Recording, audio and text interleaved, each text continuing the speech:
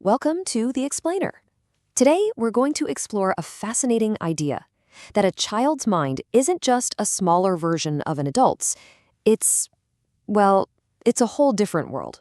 And it all kicks off with a pretty puzzling question.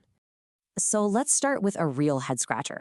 It's a mystery that totally stumped a third-grade teacher named Patricia Wing. Picture this. She gave her students everything they could possibly need. A pendulum, different kinds of weights, even a stopwatch.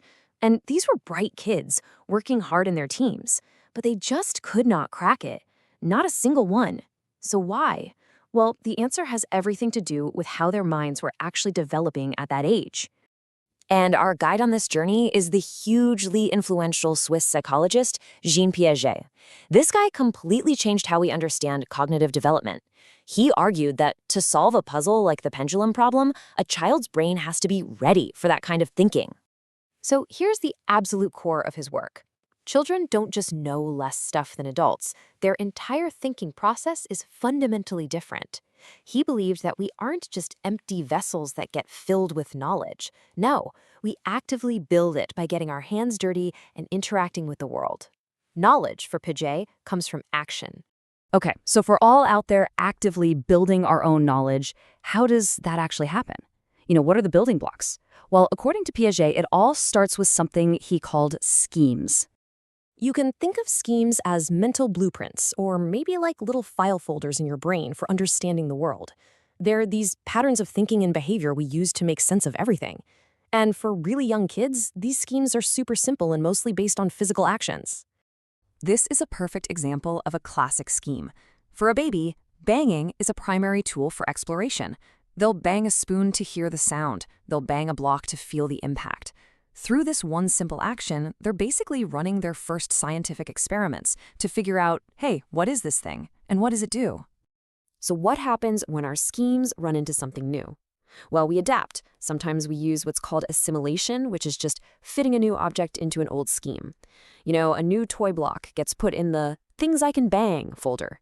But other times we have to use accommodation. That's when the old scheme just won't work.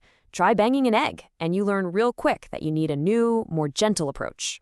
This whole process, this constant balancing act between our existing ideas and new information, is what Piaget called equilibration. When something new, like that fragile egg, kind of disrupts our understanding, we feel this natural push to learn and restore that balance. That drive is the very engine that powers our cognitive growth. And this growth doesn't just happen randomly. Piaget actually mapped it out as a journey through 4 very distinct stages, and each stage unlocks a profoundly new way of thinking. So let's take a look at how this journey unfolds. Here is the roadmap for our journey. From birth all the way to adulthood, we move through sensorimotor, preoperational, concrete operational, and finally, the formal operational stage. Each one builds on the last. And here's the thing, you can't skip a step. So let's take a closer look at each one.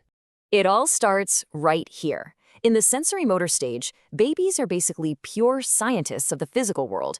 They learn by touching, tasting, seeing, and moving. And a huge, huge milestone here is developing object permanence.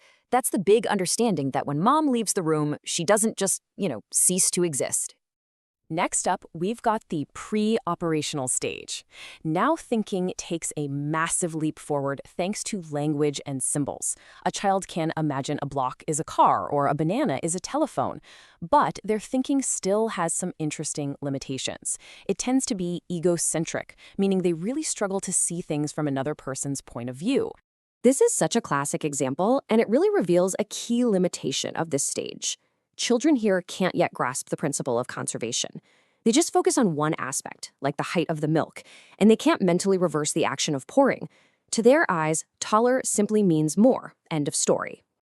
This brings us to the concrete operational stage, which is exactly where those third graders in our opening puzzle were.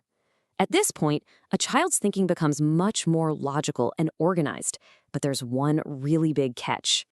So, they can now easily solve that milk glass problem, they totally understand conservation, they can arrange things in order, but, and this is the key, their logic is completely tied to concrete, physical, hands-on things. They can't yet think about purely abstract or hypothetical problems. And that right there, that is the clue we've been looking for. Finally, around age 11 or 12, we enter the formal operational stage. And this is where thinking makes its final, incredible leap. It basically breaks free from the physical world and becomes abstract. A person in this stage can think about all kinds of what-if scenarios. They can understand big concepts like justice or infinity.